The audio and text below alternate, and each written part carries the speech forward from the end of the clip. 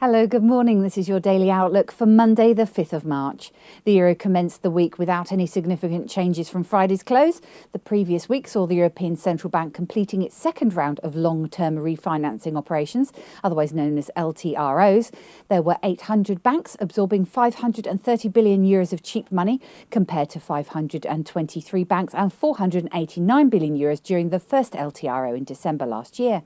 Spain's Prime Minister Rajoy reset the nation's deficit to GDP target from 4.4% to 5.8% for 2012.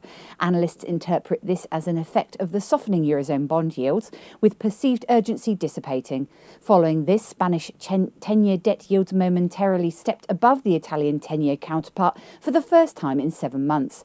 As a response to this, the European Council President Rompuy reiterated the risks of loosening budgetary targets, noting that there's a very real danger that the financial markets will not tolerate inconsistencies. The US dollar appears weak as the markets open following the weekend break. On Thursday, Federal Reserve Chairman Bernanke cited high unemployment and subdued inflation to complement the intention to keep interest rates low. The central bank's head commented on developments in the labour market, describing them as positive, but nevertheless noted that conditions are far from normal. The Australian dollar carries on weakening following Friday's dive to 107.31 from 108.10. The Reserve Bank of Australia will announce its cash rate for March tomorrow at 3:30am GMT. The market consensus is that the central bank will leave rates unchanged, and a different outcome will affect the currency heavily. Looking at commodities, we saw oil open higher at $106.23 a barrel from $105.83.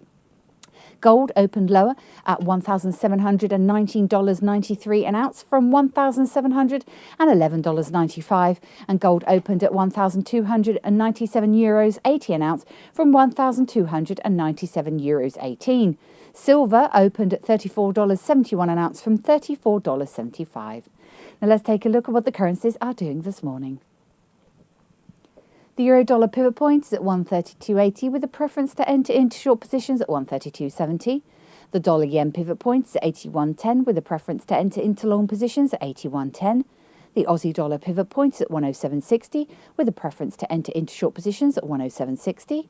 The sterling dollar pivot point at 158.65 with a preference to enter into short positions at 158.55, and the dollar CAD pivot point is at 0.9860 with a preference to enter into long positions at 0.9860. Looking at commodities, the oil pivot point is at 105.80 with a preference to enter into long positions at 105.80. The gold pivot point is at 1725 with a preference to enter into short positions at 1725. And the silver pivot point at 35.60 with a preference to enter into short positions at 35.60. And for more up-to-date information, please visit us at easy-forex.com.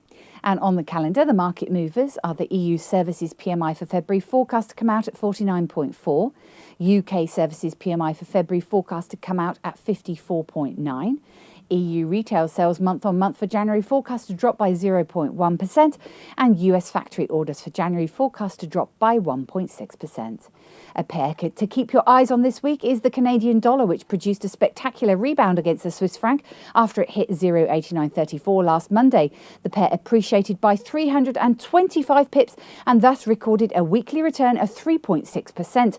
Friday's close was at 0.9257, which is a resistance level. It will be very interesting to see whether the past week's trend will continue.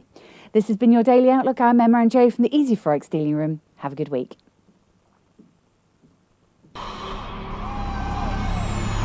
Not only have you found a great place for Forex news, you found a great place to trade it. Registration is easy. Just click Join Now. Membership has its unique benefits, such as the freeze rate, the trade simulator, the inside viewer, and personal dealers. Your personal account manager waiting for you now.